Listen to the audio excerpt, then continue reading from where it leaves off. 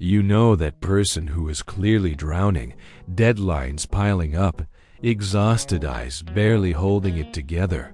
And when you ask them if they need help, they smile and say, "I'm fine. I've got it." That person might be you. And if it is, you probably felt a small tightening in your chest just now. The specific in that shows up when something gets too close to a truth you've been quietly managing for years.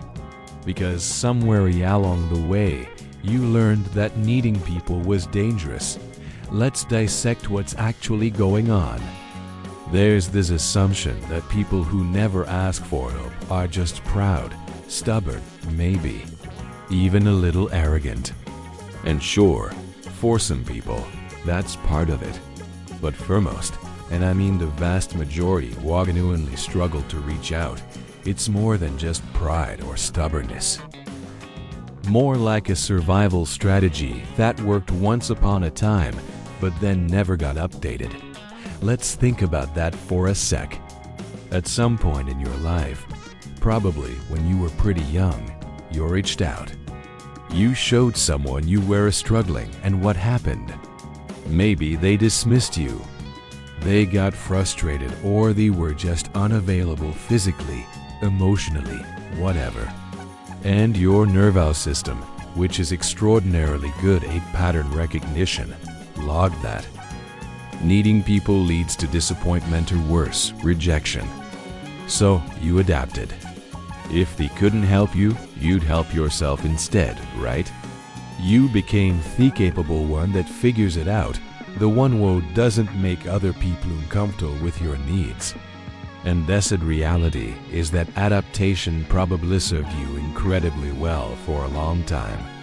What will catch you off guard, though, the inability to ask for help, is more than a behavioral observation. It's become woven into how you perceive yourself. Researchers have actually studied this phenomenon. A 2008 study published in the Journal of Personality and Social Psychology by Flynn and Lake found that people dramatically understand how willing others are to help them by almost a whopping 50% in some experiments. We walk around genuinely believing that asking is more burdensome than it actually is. But even knowing that statistic doesn't make it easier to ask, since there's this emotional barrier rather than informational one. When you've spent years, sometimes decades, building an identity around not needing help, asking for it doesn't feel like a simple transaction, but a threat to who you are. Like if you admit you can't handle this, the whole image collapses. The competent, self-sufficient one that people rely on gone. So instead, you run in fumes. Stay up too late solving grumbles alone that a 5-minute conversation could have resolved. You tell yourself you'll ask when things get really bad. But really bad keeps getting threatened because your threshold for suffering quietly just keeps rising. And the cruelest part of all of this, the more competent you become, the more invisible your struggle becomes to everyone around you. It's a cycle. People stop checking in because you always seem fine since you've trained them to believe that. There's also something quite specific that happens in relationships. Romantic ones, friendships, family, for people who can't ask for help. They often give a lot genuinely, not always consciously, but there's a dynamic at play where giving feels safe and receiving feels exposing. Giving keeps the power balanced in a way that feels manageable. Like if I'm Theon helping you, I'm not vulnerable. I'm needed. And being needed is the closest thing to secure attachment some people have ever known. But it creates this invisible ledger. Over time, their relationship becomes lopsided in a way that neither person fully understands. The giver starts to feel unseen, and the other person might feel vaguely guilty without knowing why. Yet, the giver can't say anything because, well, asking for more feels impossible, as we've established. So they either quiet liars or quietly leave. Okay? And he went to say something directly to the people watching this who are nodding along, knowing they have this pattern and who are maybe slightly frustrated because they've been known for years and it hasn't changed. Knowing why you do something doesn't automatically change it. That's just how deep conditioning works. However, insight is the beginning of change. John Bowlby, whose attachment theory is foundational to most modern trauma psychology, spent years documenting how early relational actions create what he called internal working models. Essentially, mental templates for how relationships work, what we can expect from others, and crucially, whether our needs are worth meeting.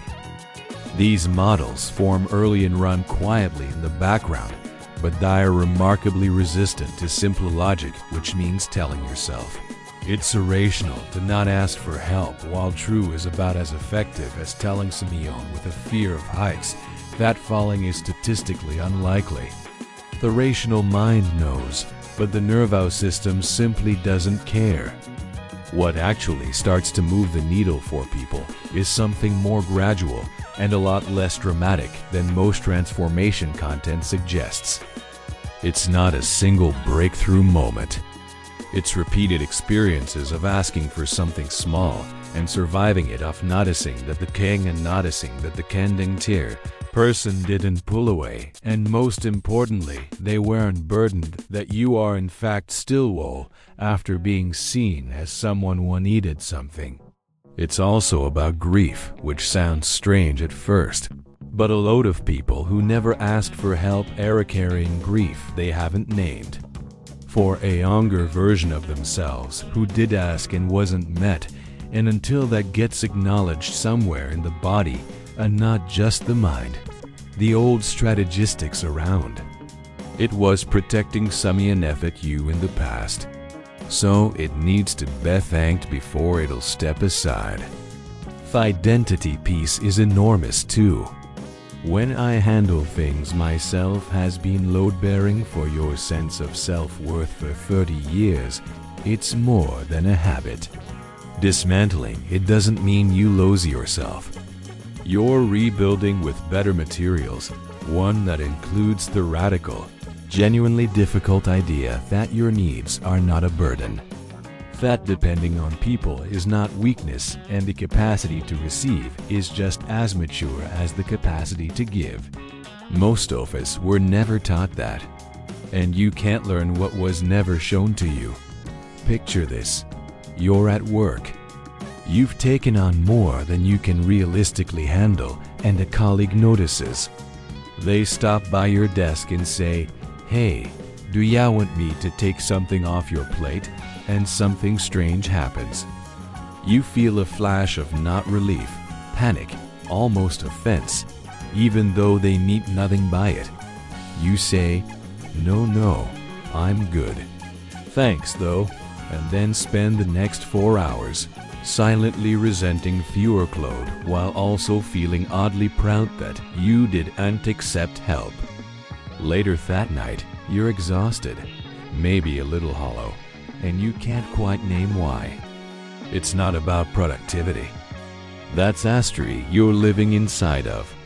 One fact says accepting help means something about you that you're not willing to accept. So if this is you, if ya watched this and felt the particularic of being described, I want to leave AO with this. The strength you developed by doing everything alone is real, and it got you here. But it was always meant to be a bridge, not a destination. You were not built to carry everything alone. I mean, nobody is. And the people in your life who would show up for you, they do exist. You've just been so good at not needing them that they don't know you need them. That's not their failure or yours, but perhaps the next thing to work on. I hope you'll find a lot more value with my other Psychora videos on the screen now. Subscribe and hit the notification bell if you haven't already, and hit the join button if ya want to keep these psychology deep dives going. Much appreciated.